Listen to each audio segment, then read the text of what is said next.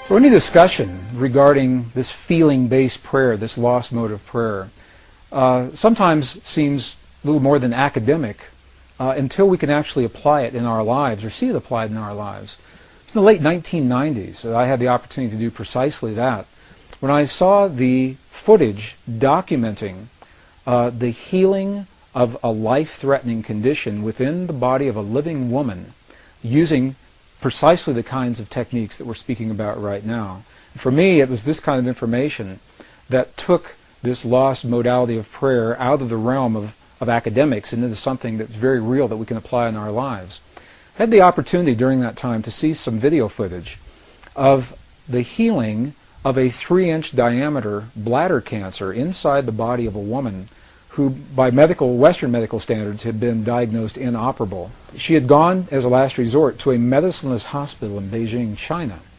It was in this medicineless hospital where they began simply by addressing the life-affirming ways that she could change how she was living her life. They taught her life-affirming ways to breathe and life-affirming ways to nourish her body, gentle movements to stimulate the energy centers in her body. And as she was doing these and strengthening her body, at one point it made sense to undergo a process. Now I'd like to share this. I'd like to describe it to you as a very potent example of how the feeling world inside of our bodies has a direct effect, in this case a very graphic effect, on the world beyond our bodies. So in the video documentation, the film shows a woman lying on in a hospital room. She's fully awake, she's fully conscious, she believes in the process that's about to happen. Before her, there is an ultrasound technician who is running an ultrasound wand over her lower abdomen that we can see on a split-screen television. And on the left-hand side of the screen, they do a snapshot, a freeze frame of an instant in time for reference, so we can see what her condition looked like in that instant in time. On the right-hand side of the screen, we are able to watch real time as 3 practitioners stand behind her, working with the energy in her body and with the feelings in their bodies. And what they do is they begin to chant a word that to them they've agreed upon, that reinforces the feeling within them that she's already healed. The chant essentially says, already healed, already done. And as they begin to have this feeling and to say these words among themselves, on the computer screen, on the television screen, we can watch in real time this cancerous tumor as it disappears in less than 3 minutes real time. It's not like time-lapse on a documentary where you see a rose unfold in 30 seconds in something that normally takes days. This literally happens in less than 3 minutes. Her body responded to the feelings of the practitioners who were trained to have the kinds of feelings that they were having. And all they were feeling was the feeling of what it feels like to be in the presence of a woman who is already healed, fully enabled, fully capacitated. They were not seeing her as a woman who was sick, and they weren't saying, bad cancer, you've got to go away. It's a very, very different way of thinking about things, and it's a very graphic example of precisely how this principle works. I had the opportunity to speak to the gentleman, Luke Chen, that actually created this film. And I asked him a question. I said, what if those 3 practitioners weren't there? I said, could this woman have done this? Could any of us do this on our own? And he smiled at me when I asked him the question. He said, Gregg, in all probability, she probably could have done it alone. However, there's something about us humans in that we seem to feel more empowered and stronger when we're supported by others in the things that we believe in and in the things that we choose to accomplish. So while she probably could have had this feeling and done it herself, having these 3 practitioners work with her was the threshold that it took for her body to respond. All they were doing was having the feeling as if she were already healed, and in less than 3 minutes her body responded.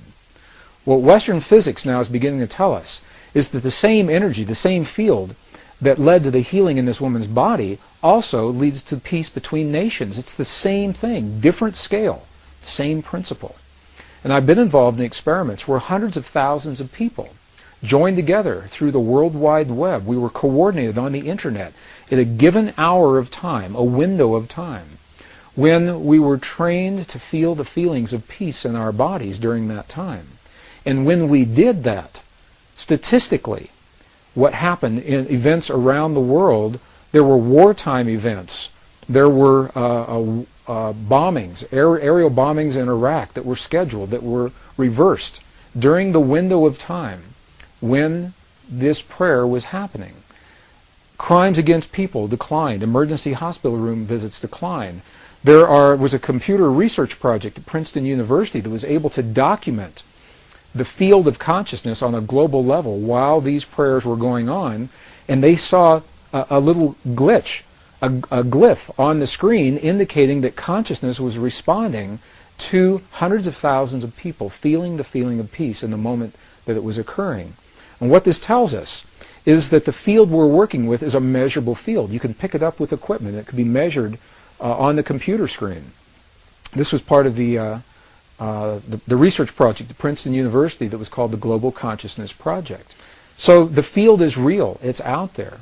And it responds to us in ways now that we're only beginning to understand. Even more recently, the research that's been done by the scientist Masaru Emoto regarding the relationship between human emotion, human feeling, and water drops is showing this relationship even more poignantly. What has happened is that these scientists, this particular research project, has discovered that droplets of water that make up over 70% of our world anyway, and 70% of our bodies, that these droplets of water respond to human emotion, whether it is felt in the body or as it is actually written on labels that are placed onto vials of water, and the emotion of the researcher as the labels are being written and placed onto those vials. The vials are then frozen for a specific period of time, removed from the freezing process, and as they begin to thaw, they crystallize. And the crystals are the telltale sign of what is happening with the emotion. For example, they've taken water, highly polluted, highly toxic water, from some of the most polluted dams in the center of Japan. This water has never been known to crystallize. They just can't get it to crystallize. And when you look at it under a microscope, what you see, it's a very muddy, very nebulous form. There's no symmetry. There's no crystalline structure whatsoever before the emotions are in place.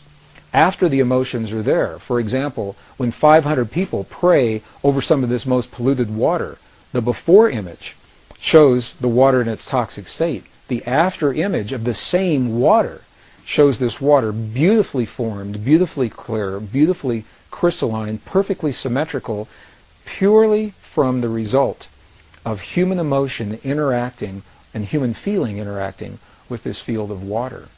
Some of the other research has shown families where children and their parents have encircled a vial of water in a room that has never been found to crystallize. Again, some of the very highly polluted and toxic water. And what they do, they make a game out of it. The children, they send love to the water. They say, "We love you, water. We appreciate you, water. Thank you, water, for what you bring to our world and our lives." And in that innocence, they are eliciting these genuine states of emotion. And as the research continues, it is precisely these vials of water that have received this kind of energy from the children and their families, feelings that the ancients called prayer, that the water begins to crystallize into beautiful, symmetrical, very clear forms, showing once again that there's a direct effect between what we feel in our bodies and what's happening in the world beyond our bodies.